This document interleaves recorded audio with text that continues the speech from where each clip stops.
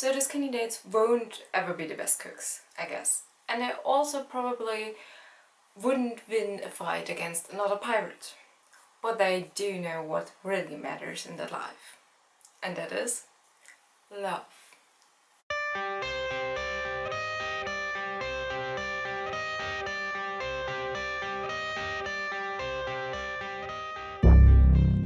Welcome back to a lovely new video, to the second Hints and Theories video of the new DeMol season. And before we go off to the hints to episode number 2, I still owe you 2 hints to episode number 1.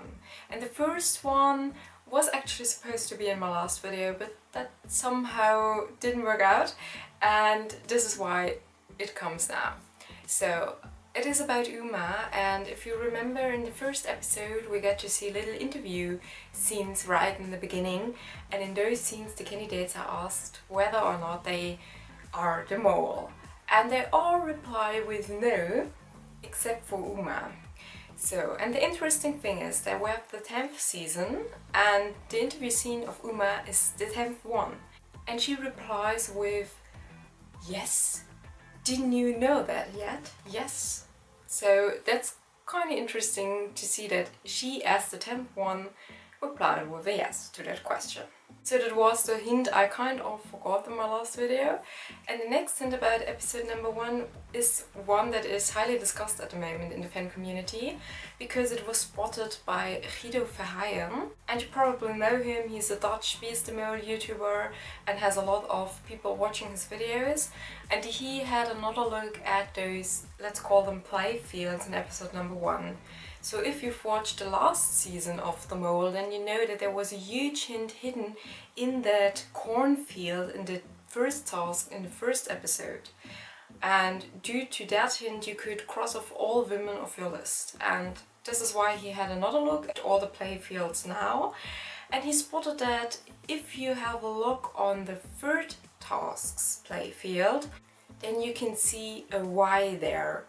And that letter is the first letter of Jens' name.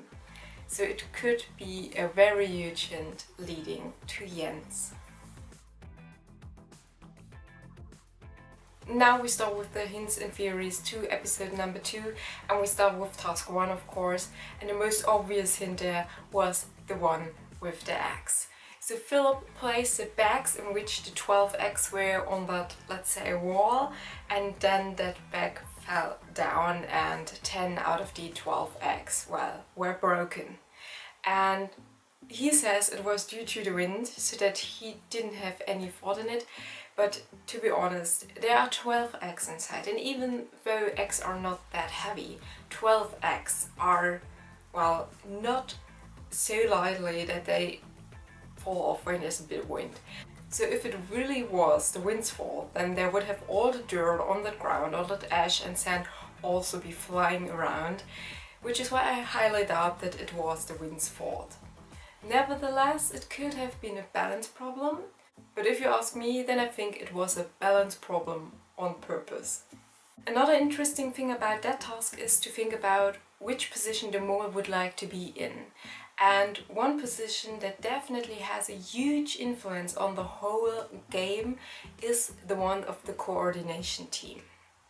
So Anke and Jens both were in the team, and they also didn't change their place with anybody else.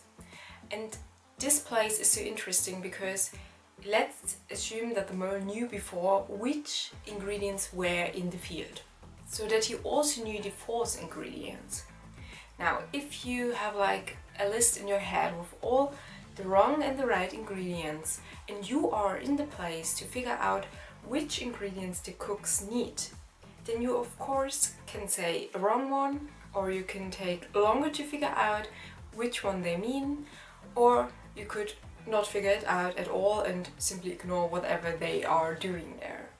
So they are really in a center position because they are the only ones seeing, well, the cook's actions, and they also are the only ones to be able to communicate with the waiters and the waitresses. And you also need to keep in mind that there is at least one ingredient per dish that is extremely important. So for example, you couldn't do the main dish without the potatoes, and you couldn't do the dessert without almonds, and the starter not without that special corn flour. So if you know that as well, then of course you would like to try to keep those ingredients away from the cooks. For example, Anke and Jens couldn't figure out that the cooks wanted to have potatoes. Now this is a perfect option to add in a little false ingredient. For example, the gehakt, so the mincemeat. And in the end, Jens managed to get that one to the cooks. And if he is a mole, then this was a perfect situation for him to get a false ingredient to the cooks. Now to task number 2, and I actually think this one is the one with the most hints at the moment, or let's say also with the most weird actions. We start with Emmanuel, who couldn't recognize the lion on that rock, and that really caught me off guard, and I was like turning crazy in front of my screen because I felt like, okay, she knows some Spanish. I don't know how good her Spanish is, but even though if she did not speak Spanish, then the word for lion in Dutch is leeuw. So it's not that far away. And also the English lion is not that far away from leon. So honestly, why did she not figure that one out? Same thing applies to Toon, but to be honest, he's out of the game, so let's focus on Emmanuel. This is really something I couldn't get and was very strange to me. The next hint is about Bird, who was in the water trying to dive for those rings, and to be honest, it seems like he did not try as hard as Jens did, which is why he gets a little bit of a, well, mole hint, mole theory there. So he knew that those rings were hard to get. Of course, it's not easy to dive that deep if you are not, well, diving on a regular basis, if that is not your hobby. Really, this is not easy, but still he said he would do it, and Jens managed to get one, so could be due to editing, but it really seems as if he didn't try that hard. And along with that, there's still the huge question why they did not let Uma do that. She even said that she has an advanced dive diploma, so why not let her go in that water? And I rewatched that scene, and to be honest, it almost seems like nobody is listening to her, like they kind of ignore it. But I think this is probably more due to the editing that was done after the show was produced. But still, there's no real explanation why Uma is not in that diving group. The next hint is about Sven, and that he fell off of that, let's say, balance task fighting against the pirate so quickly. He even fell off before the pirate could hit him. So if you know you're not so good at balancing, then why do you do that? And we also probably have to talk about whether or not DeMol would like to fight against the pirate. I think yes, because this is like the position in which you could influence whether or not the game will go on or not. But the question is, when would DeMol like to do that? And it could be, let's say, that DeMol said, okay, I want to do that, but I want to do it when we are already a bit in the game, if things are going too good. And at that moment, Jens and Bert were still in the water, not back with the rings, and it was very clearly that they would have to fight at least one more time, even if Sven won. So I think this doesn't have to mean Sven is the mole. Could be that the real mole would have taken the next chance to fight against the pirate and, well, was lucky enough to not have to do that. And last but not least, the Jens, who was in the giant group, he suggested that they should measure the ladder so that the ladder is the giant, which was a bit silly, I think.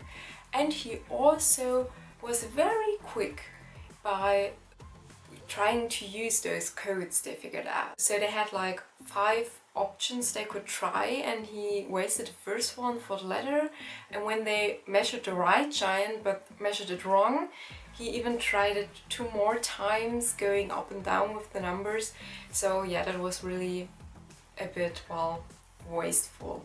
Now we also need to talk about that little dating idea they had. So it's not actually a fair task, but still it's very important, and let's call it a special elimination. So I thought if there is a hint or not, or a theory or whatever, and I had a look into the communities and such, and the theory that is going on at the moment is about Emmanuel. So, as you know, Emmanuel and Jens were the last pair who had to say whether or not they wanted to, well, still be a team or not. And some people think that if Emmanuel is the mole, then she would like to keep those 2,000 euros out of the pot, but she would also still like to appear as a good candidate who goes for the group spot. And the theory is that she basically drives Jens crazy by telling him that she thinks he's the mole, and that she would, well, fill out her test on him, and that she has no doubt that he is not the mole, so that Jens in the end kind of gets, well, anxious that he has to leave because of her, because he would know that he isn't the mole and then would think she fills the test out wrongly, and they both would have to leave. And this would then lead to the situation that Jens says no, he doesn't want to be a group with her anymore. She says yes, so that in the end there will be no 2,000 euro for the pot, but that she would still be seen as, well, the nice girl who went for the pot, who said yes, and he would be like the one to blame who said no. So this is a theory going on at the moment about Emmanuel. It's an interesting theory, I think. Not so sure if I see her that much as a mole, to be honest. But definitely let me know in the comments what you think about her. Now, last but not least, one more hint for that episode. The end of that episode was quite interesting, or we got to see a little scene of the briefing with the mower. And some fans figured out that the room we see there is the same room we saw earlier in that episode when Uma was interviewed. So it's the same background. Could be a hint to Uma, of course, but to be honest, we don't know if it also is Uma's, let's say, room where she sleeps in or so. We also saw a scene where she slept somewhere else. And yeah, could also be just a room picture because we don't see any people there. But it definitely leaves a lot of discussion potential, if you ask me. Now, let me know if I missed out on anything crucial in that episode, and also what you think about the hints and theories that I've mentioned. So please share your ideas with me in the comments, and don't forget to subscribe if you don't want to miss any further hints and theories videos. You can also follow me on Instagram or join our International Facebook group. And we'll see each other in the next hints and theories video, and until then I wish you so much fun figuring out who the mole is. Bye!